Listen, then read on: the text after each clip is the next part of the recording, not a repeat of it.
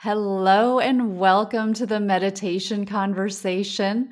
I'm your host, Kara Goodwin, and today I am delighted to be joined again by the Zenith from the Spirit Channel. Welcome, Zenith. Cara, welcome. Yeah, I'm very, very happy to be a part of your show. This is our third collaboration, and it's always exciting and always an interest to catch up. It's like catching up on a long lost friend. So I'm really, really happy, thrilled, and delighted to make your acquaintance once again. Yes, thank you. I've been looking forward to this. Um, I'll have to put in my show notes about what our previous we had a previous one back in the spring of this year. And then like you said, we had met once before that when I was on the Spirit Channel with you. And you and I have along the way realized that we have some overlapping experiences and interests and things like that. Um, I was listening to our last recording this week and just enjoying kind of the overlay, overlapping um, experiences and play off of each other.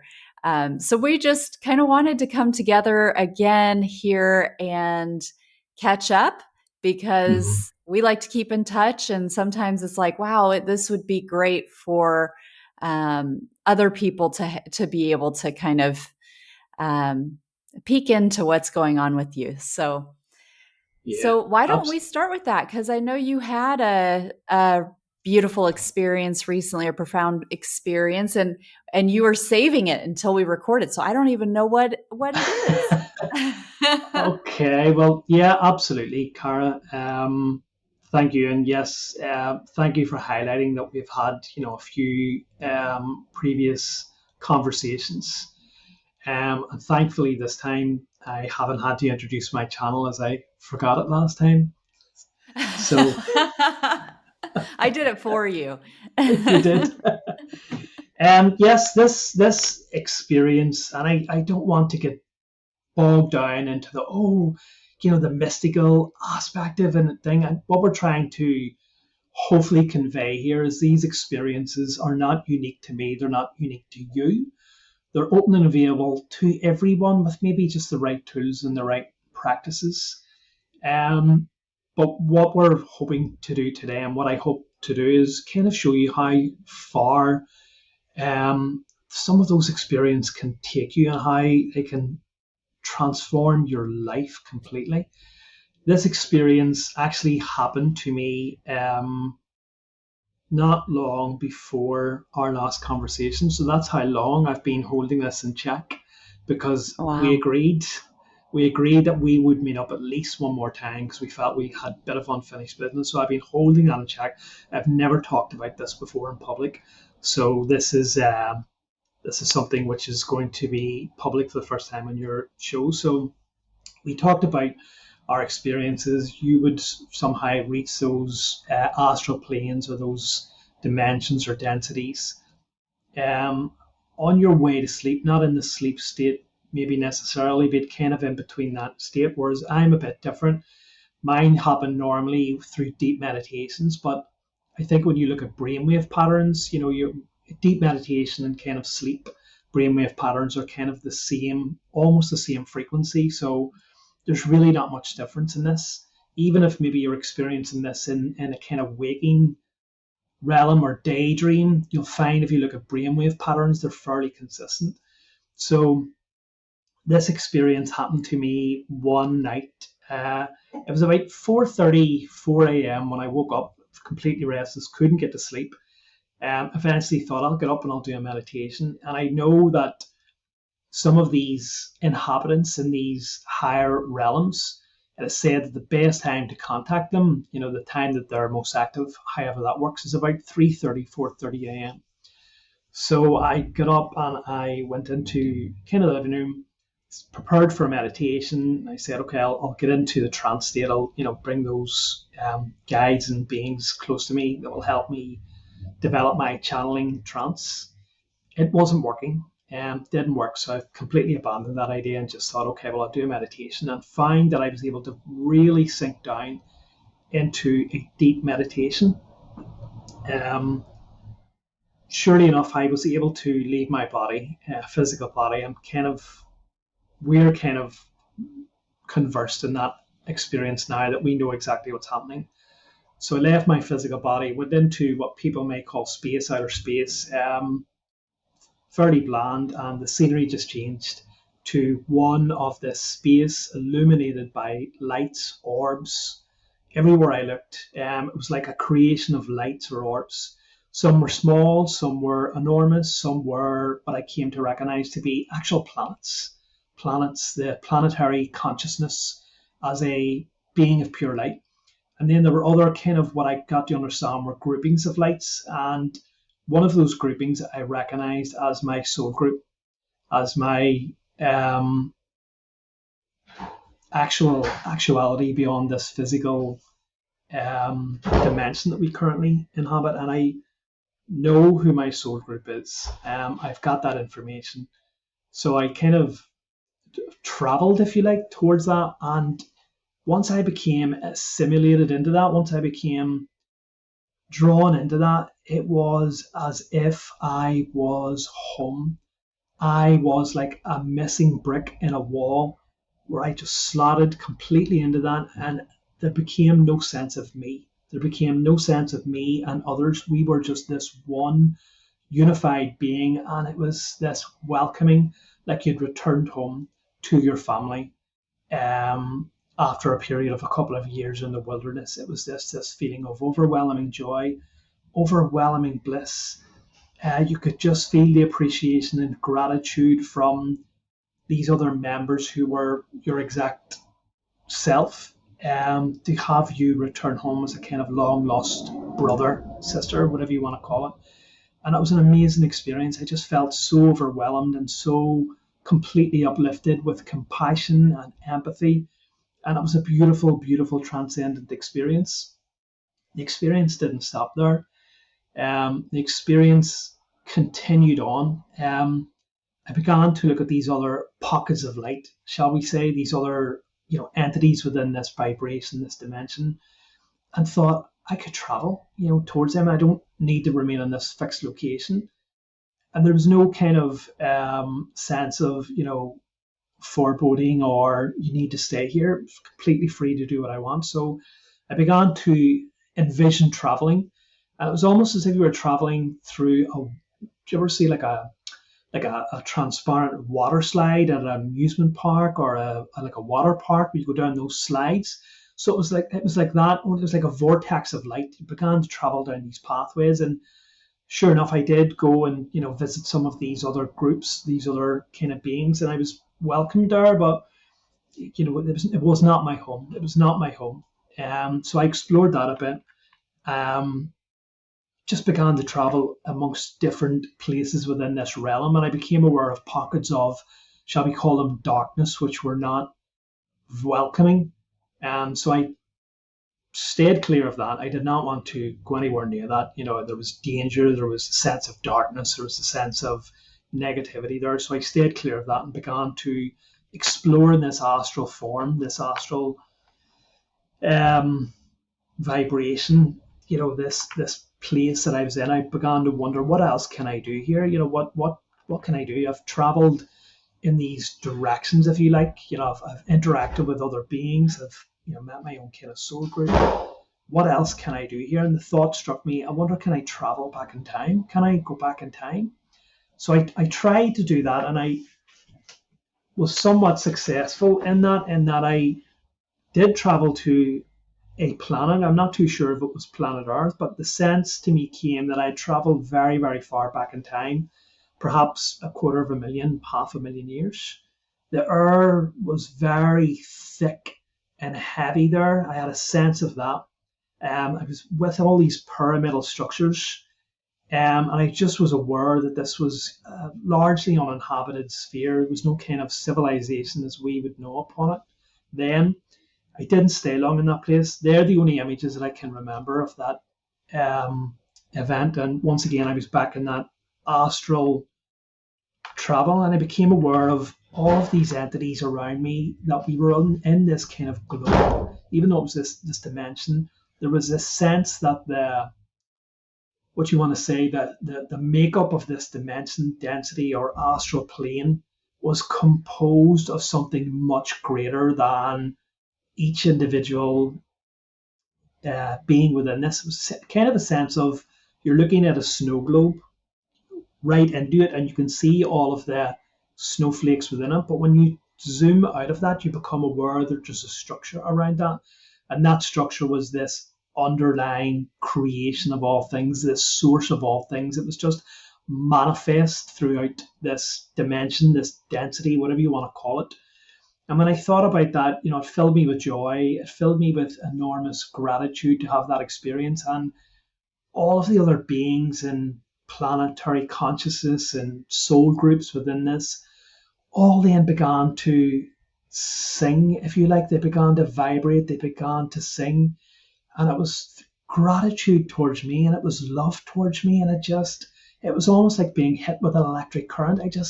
I was completely overwhelmed by this upliftment, this song of love from these countless millions and billions of souls of planetary consciousness, all directed towards you as an individual, even though you're part of this group. It was this harmony, this harmonic resonance in which you were a part of, and all you could do is throw back that gratitude and love and feel it come back upon you like waves and waves.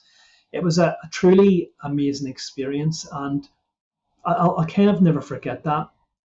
One of the kind of last things that I felt that I wanted to do was, I thought, I wonder if my two guardians, the two masters who have been sort of guiding me along my path in recent times, are present. And that is this vibration of Yeshua, who we know to be Jesus Christ, and also Magdalena. I've come to call her Mary Magdalene, who I feel are maybe symbolic and representatives of divine feminine, divine masculine energy, along with being aspects of these two real entities. And I kind of searched them out telepathically, and I found them somewhere. I found them, it's hard to describe, but I found them. I homed in on their signal.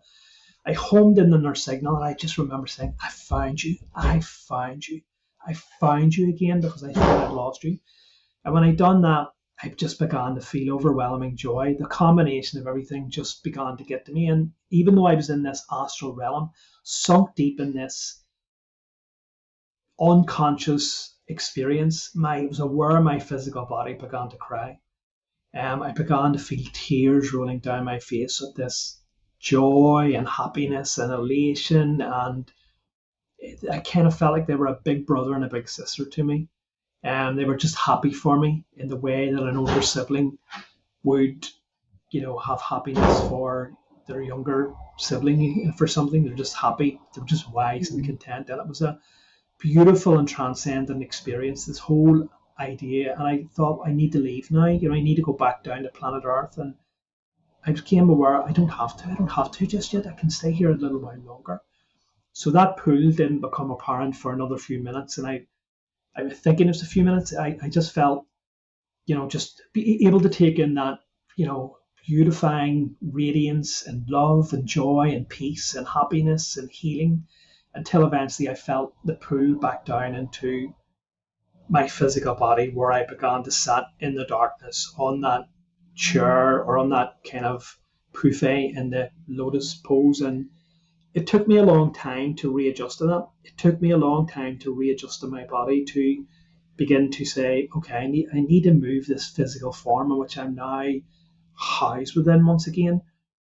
But I didn't want to move, because the feelings of healing, of comfort, of joy, of elation, kind of like if you're sitting in a park on a summer's day or at a beach, and you feel that sun beating down on you, and you hear birds in the trees, and you just feel at peace, at peace. I felt healed on every level. And eventually I did kind of lift myself from that state in a very slow and gracious manner, and lifted my phone and realized it was about 5:30 a.m., maybe 6 a.m., and went into bed just feeling that elation and happiness, and began to lie there and thought, okay, I'll fall asleep. before that could happen, I began to fall into this twilight state that we were talking about, which is a state between awake and sleep. And I just began to sink deeper in that, and this scene changed. I began to have this new experience, and the experience was that of a heron. I began to take on the form of this heron bird. I was this heron bird in this smaller kind of world, maybe instead of this cosmos. I was in this world. I was this heron bird. The landscape was deserted. There was only kind of me there. I began to fly. I began to land amongst the reeds. I began to, as herons do, go into the water, live this life as a heron. And the sun was kind of hazy in the sky, and I was flying up to the sun and kind of testing my boundaries in this place. And I became aware of this music, this hum in that state, this music. I began to wonder what it was, and it began to sound like a flute, like an oriental flute. And then I began to notice that there was like a figure in that state, like a man, an oriental man, a monk of some kind, and he was the one who was blowing out this harmony on this flute while the heron, was kind of circling around him. And I kind of landed beside him, and he was speaking to me in this calm kind of manner. And I don't know what he was saying, but it just felt so comforting. It felt relaxing, and once again, I was just healed and fulfilled on kind of every level. And then I became aware of myself. Oh my God, my physical shell's beginning to snore. I must be sinking into this sleep, and the experience kind of faded and just kind of fell into this physical sleep. And it's very strange now because I've kind of moved around between houses, and the place that I'm in now has a disused canal, which I do many walks along. And what I find in that along that canal is herons, lots and lots of herons along that. And I kind of Mm. looked up the symbology of herons, and it means the one who's very patient, one who is solitary, waiting on their outcome. And I felt that that really spoke to me at that time, and still does. So I think in a way that experience was also prophetic, of saying, this is where you'll kind of be while you're waiting for these changes to manifest in your life. And it's a constant reminder to have that patience about me. So it was a very, very extreme experience, a very intense experience. It lasted about an hour in our time. I've never had an experience that's ever lasted like that. And from everything that happened in it, it's an experience that I'll hold dear to my heart and never forget. That is remarkable. Thank you so much for sharing that. I mean, it's it's really beautiful, and there's so much to it because you've got the soul group part, the lights, the orbs, the manifesting, the creation, like being aware of creation, and then the sound and the frequency and um, the symbology. That's just really, really beautiful. One thing I'm curious about is when you were experiencing, oh no, where'd you go? There you are. Sorry, just Okay. changing onto my hotspot. Oh, okay. So one thing that I was curious about is when you were in that meditative state, how much could you become aware of your own physical body? Because I know when I've had things like that, it's like, oh, I'm in this place, or I'm with this light or these geometries or whatever. Um, and then I there's this play that I have with myself where it's like, wait, but am I physically in, did I physically move? Am I still in my room? And so I'll like come back, like I'll check in on my human self, and it's like, nope, I'm still in my bed, or I'm still like on the cushion or whatever. So did it feel like it just kind of opened up to you? Because that's the other thing. A lot of times it's this remembrance, like, oh my gosh, it's always here. It's just depending on what I focus on, like where my frequency Mm. is. of what I can access, but it's this like, oh, it's all around me. It's just right here and I'm like dissolving the veils right now type of thing. How was it for you? Well, as you know, there's always a sense we're always attached to our physical body. Some say by a golden thread, some say by a silver thread. So there always is a connection to the physical body. You haven't completely left your body, and as you say, it depends where you focus your awareness. You can focus your awareness back on your physical form and go, okay, well, I'm here, and then kind of leave that attention span to have your consciousness expand once more within this astral plane. And it may feel like there's no difference, because sometimes we go, I'm just imagining this, because it doesn't feel like any difference. It's only when that consciousness begins to retract back down from that into your physical form do you really feel the difference of that. You begin to go, oh my God, I'm back in this shell, this house, and I don't have that expansion anymore. So it doesn't feel like anything when you're in that state, because it's your natural state of being that's natural to Mm, you. So it doesn't feel, oh, this is this overwhelming, I'm in this dimension. That's how you normally are between lives. So you're just experiencing something that's natural to you. It's only once that experience begins to recede, your consciousness begins to retract into your physical form, that you will really know the difference. And you can, at times really have a hard time of like the Tin Man and the Wizard of Oz beginning to move again. So there's always the awareness there. And as I said, that was even amplified and heightened by the tears falling down my physical face. Even though I was in the astral form, I could still feel those tears running down my physical face. And just to briefly append that or attach that to another sort of experience where it speaks about being in two forms. I had an experience when I was out walking recently, and I was thinking about something. I could hear police sirens in the background. It was an event or a festival over here, which can be quite contentious. And I was thinking about the police who have to attend that and all of the emotions they go through, with maybe a baying crowd, and then leaving that and returning home to maybe this policeman's life in a completely different set of emotions. And it just this strange experience began to take over me. I thought, well, that person is experiencing their emotions, their experiences, and I'm this observer watching them. And I thought, well, we can do that to ourselves. We can be in two places. We can be the experiencer of our experiences, simply going along our path, reacting to emotions and feelings, but not really doing anything with those.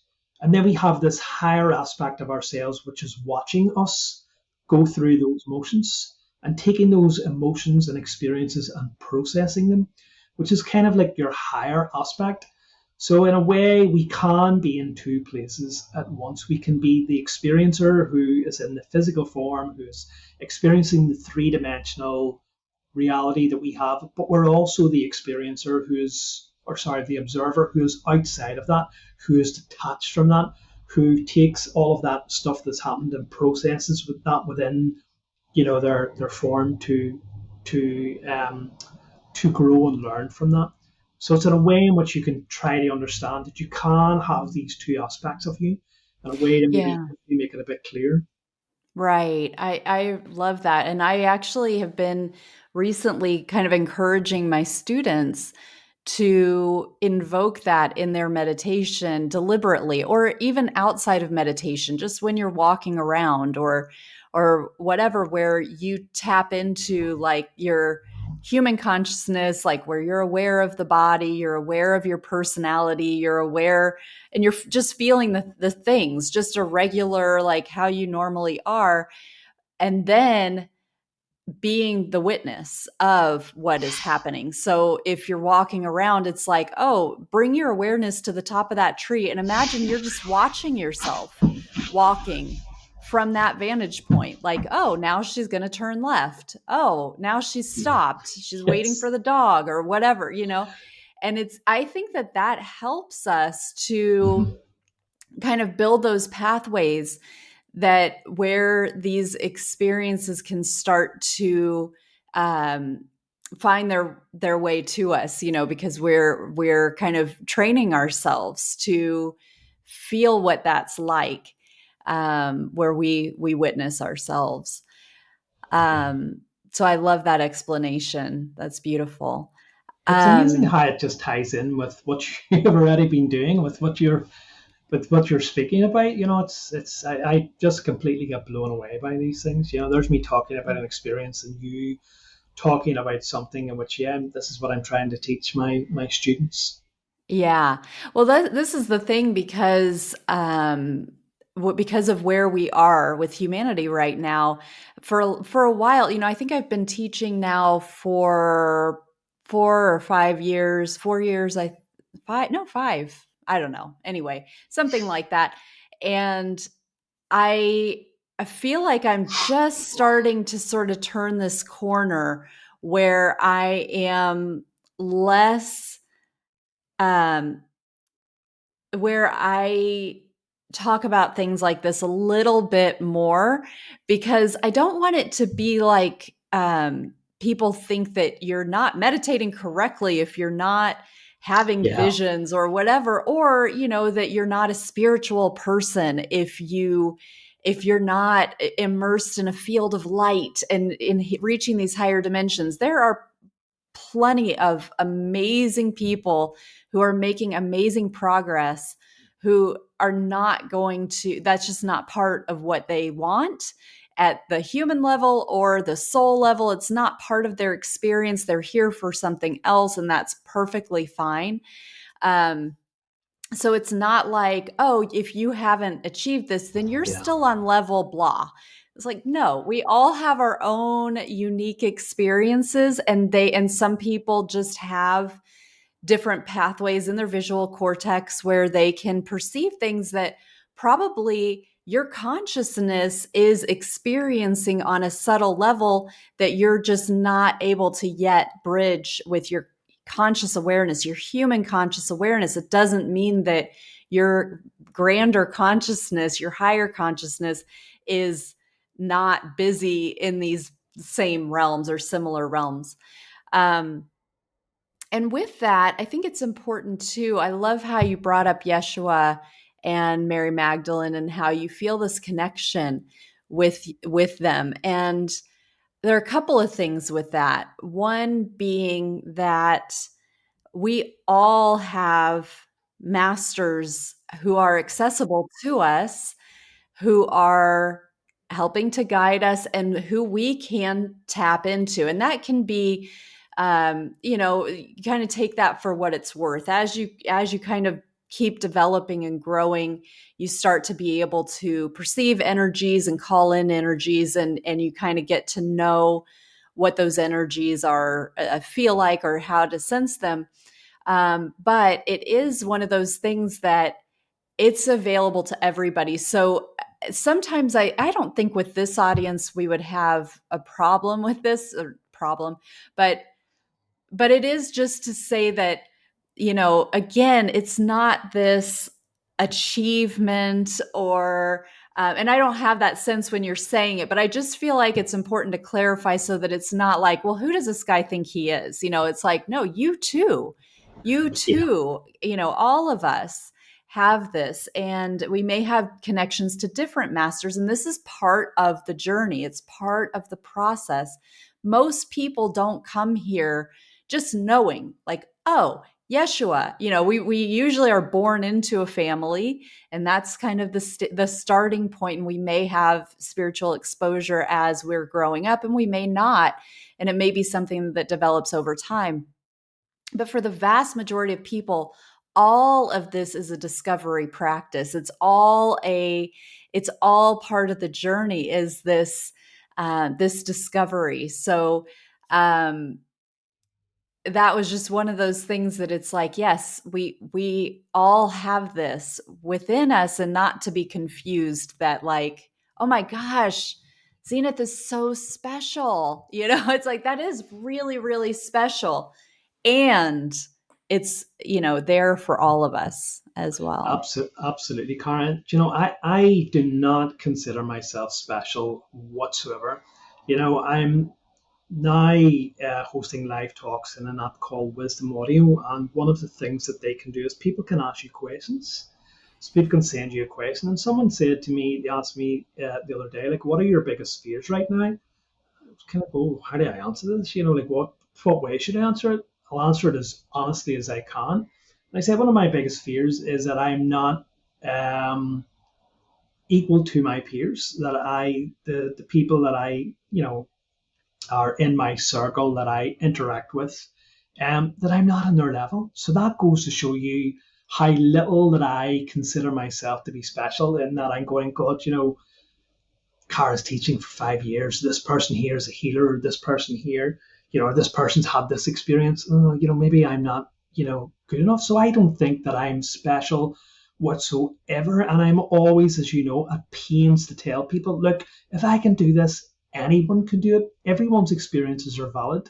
Currently in a group, as we were talking about just before the start of the show, in which, I have my experiences. One of the ladies sees these beings in the flesh.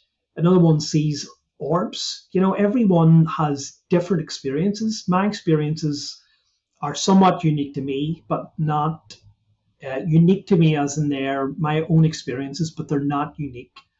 Anyone can have experiences. Anyone can, uh, have meditations. And meditation and these experiences don't happen all the time. They're few and far between. Because if you were to have them, then you wouldn't be learning anything. They're only like kind of signposts. They're only kind of like little breadcrumbs to keep you hungry and along your path and saying, well, I want more of that. And Mm. you're right, it's not something that, happens overnight. It's something that I've been fortunate enough and very lucky. I consider myself to, had this deep meditative practice in which I've kind of developed that and I've worked myself at times up to an hour.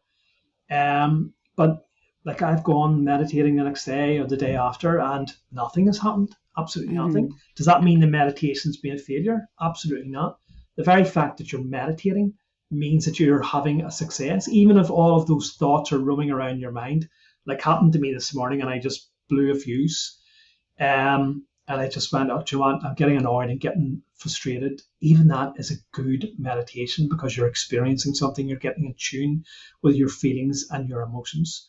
So these experiences and meditation and all the things that we do, there is no, signpost. There is no ladder to say you've reached rung 66 or level Oh, right. 66. You've now got the corporate code card, which enables you to take, the floor that was inaccessible to you. It's not like that at all.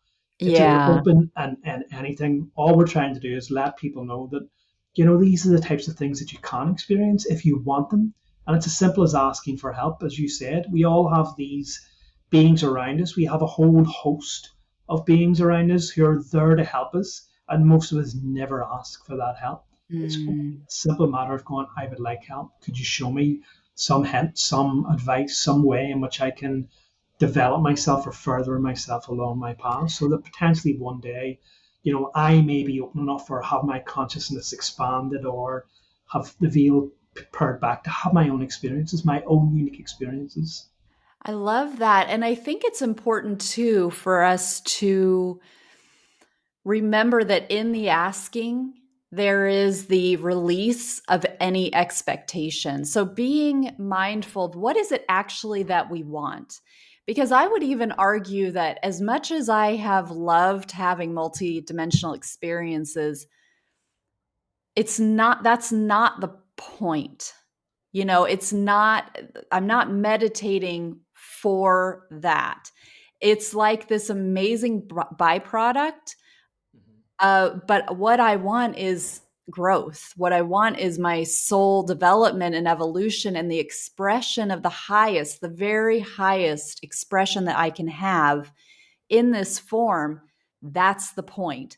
And so, yes, there's nothing wrong with desiring, certain things and feeling that connection, but just being open that, um, at the end of the day, what is it that you really want? Is it the experiences? Because if it's the experiences, then, you know, maybe psychedelics are, maybe that's like you just want a psychedelic experience, and that's like maybe a quick path that's not because but it's this remembrance of like, actually I want the highest, the fullest, the apps, I want divinity to flow through me at such a rate that it impacts the external, that it just floods my whole life stream with that light, and it blesses everybody that I am connected to and that I come in contact to. So it's, and then if along the way these other things come up to kind of give me like a taste, or this a remembrance, or reignite something, or to accelerate something, or to expand me deeper, then thank you, thank you, thank you. But we do get these, we have, they're all different. You may, as a listener, have identified with a particular awakening experience that has happened in your life that was sort of this trigger moment, where the moment before it happened, you were one thing, and then it happened, and then you were like, whoa, something just clicked, and now I'm kind of like, I see things differently. Um, that doesn't, I'm going to, well, I don't think I have the authority to say how that usually happens, but I don't think that it's necessary that there was a multidimensional or visual or any kind of experience that sort of happened. Sometimes it does happen that way, where somebody's just walking down the street and it feels like a lightning bolt hit them, and suddenly they can see patterns in the trees or something. That definitely can happen. But for a lot of people, it is more subtle. For a lot of people, it's happening through conversations. They're having conversations with people, and it's triggering something within them, or it's waking something up within them that is, that they might not, that is subtle. It's not so much this like lightning bolt Yeah. moment. Um, so again, it's like, yes, ask. I love that. And hold it very lightly with how it comes to you, because it may come through overhearing a conversation at the table next to you at a diner, or something that's like, that triggers you onto, where it is that you're supposed to know or go. Um, I was having a conversation with a friend not too long ago, and she was talking about how she has this sort of block where if a human is going to give her intel, she doesn't, that's not a trusted avenue for her. And I was kind of encouraging her to kind of broaden that and be like, well, the divine can work through anything. So I wouldn't close it off to be like, it's got to be this way. If I'm going to receive a message, it's going to be in this trusted format. It's like, it's a creative, vast, infinite universe. So don't close yourself off, because very well there could be people who come into, that's a pretty easy way for the divine to work, because you're around people all the time. So it's kind of like, well, if we've decided that humans don't have anything to offer for us, we may not have, there may be another, um, something for us to consider there, that, this is part of the human experience. And um, so anyway, I think that that's just that point of like, it's amazing for these things to happen, and just stay open and like keep your eye on the big picture, and what it is that you want, like big picture wise, and don't get lost in the minutia, or the expectations of like, oh, if I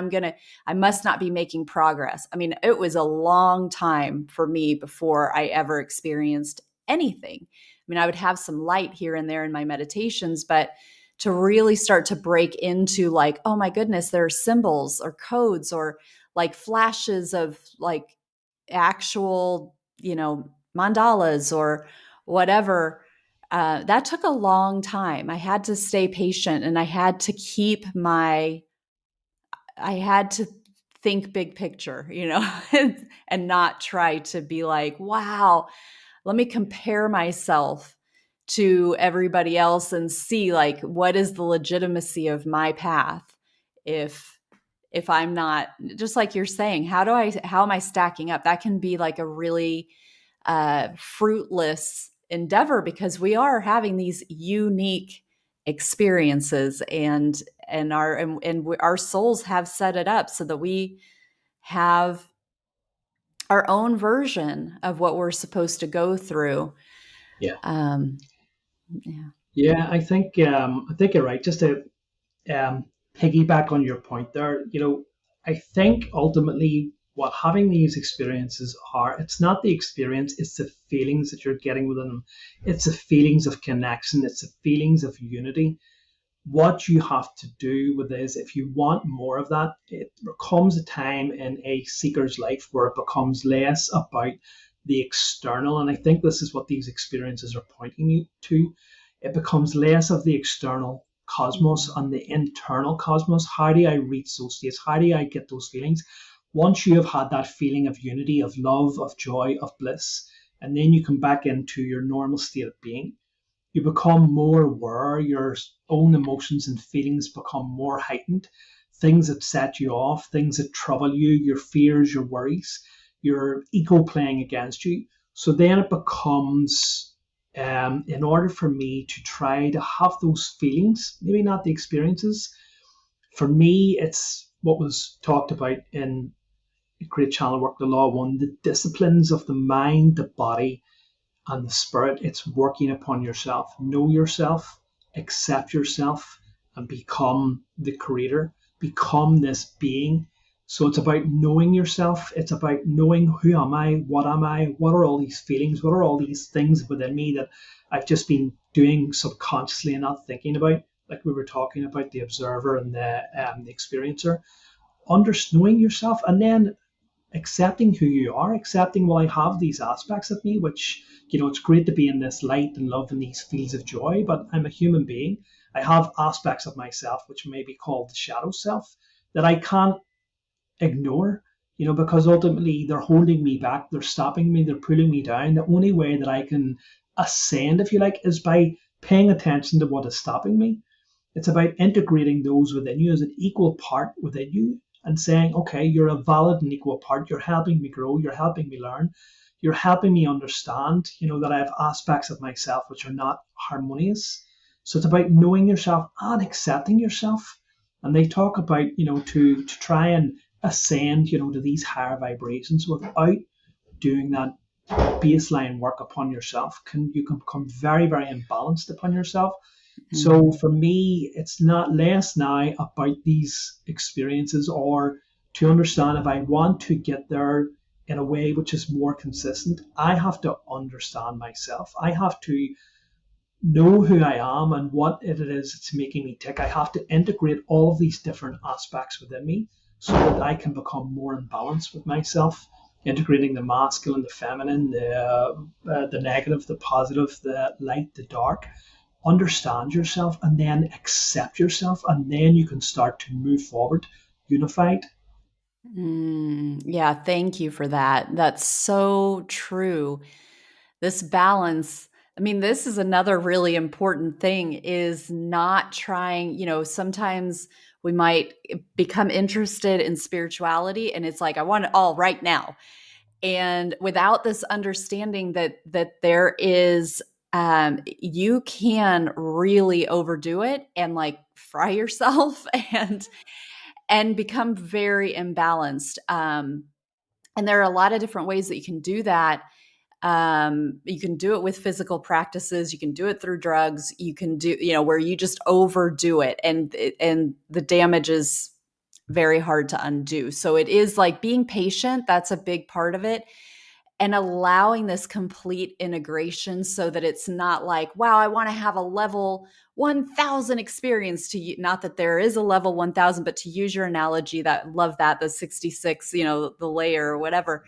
But it's like, I totally get that, where it's like, oh my gosh, I feel like this whole, like all these possibilities are here and I want it all and I want it now. And, um, but it's like understanding that there is an actual energetic, like literal energetic integration that needs to happen so that these things can happen safely, because we are energetic beings. And when we have not had, like every time we have a new level of awakening, it helps our energetics to align to be able to hold it and to contain it so that we don't like blow a fuse in our being, so that we can be like safely holding it and expressing it. And so again, there's this, you know, there's everything that you talked about in terms of like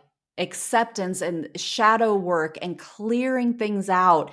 We can't, it's just not compatible to be trying to integrate super high frequency, high dimensional energy or light when we're still in the gunk and we haven't excavated and we're still like denying parts of us, and Yeah, we're not clearing it out, we're not looking at it, we're not accepting it. It's like, nope, that part of me never happened, or I don't have thoughts like that, or I don't feel guilt about that or shame about that because it didn't happen.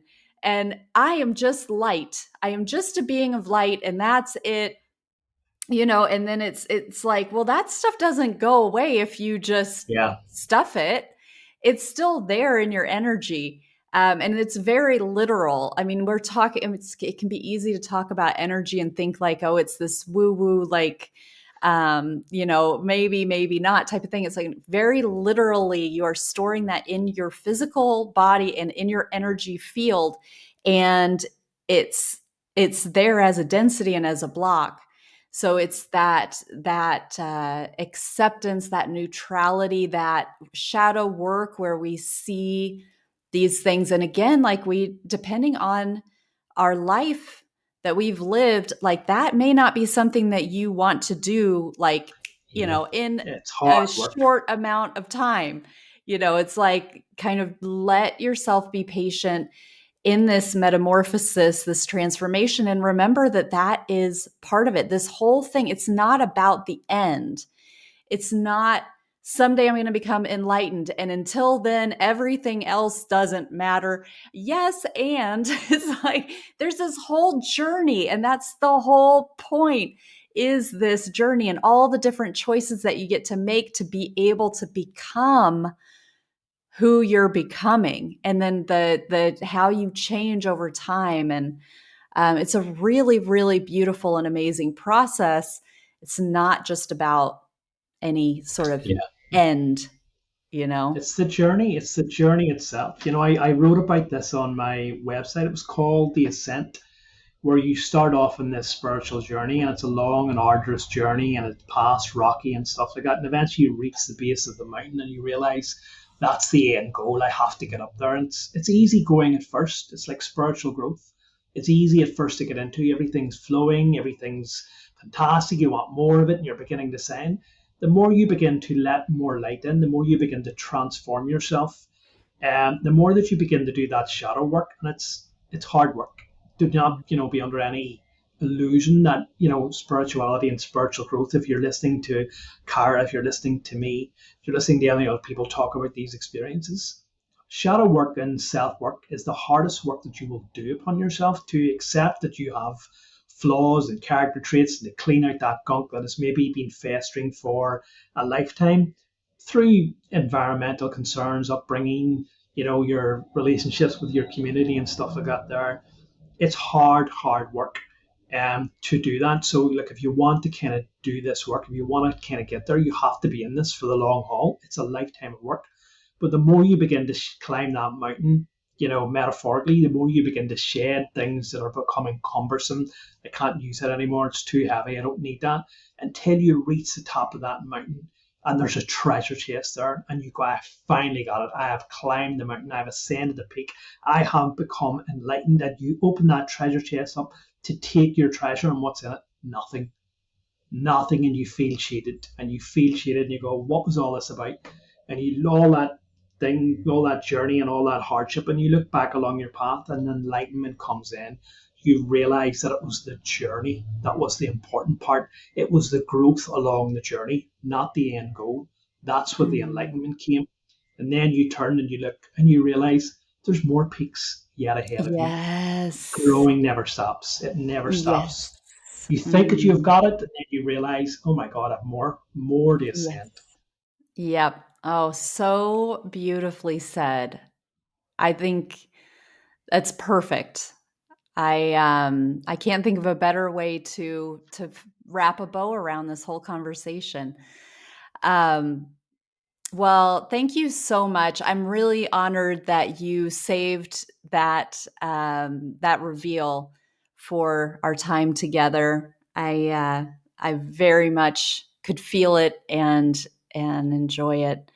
Thank you so much for all of the work that you're doing, and I hope we can do it again. I'm sure we will, Carl. Hopefully, it'll not be as long, but it's always a pleasure connecting with you. You're my soul sister. We hit it off from the first moment that we we're on my interview, and it's just been this deepening and ever kind of long connection. Even if we fall out of conversation for another months, I've just found that we pick it straight back up again. So it's an honor to work with you. I'm always happy to work with you. I'm always happy to have a conversation with you. It's always a pleasure, and I look forward to it. And I like an eager child at Christmas running down the stairs to see what presents he got. I wake up and say, "Oh, good, Cara's emailed me. I can't wait to see what she said." So Oh, I love that. Thank you. That's you're so beautiful. welcome. You're so welcome. Oh, Thank you once again, Cara. Thank you for letting me be a part of your show and continue doing the good work that you're doing. thank you.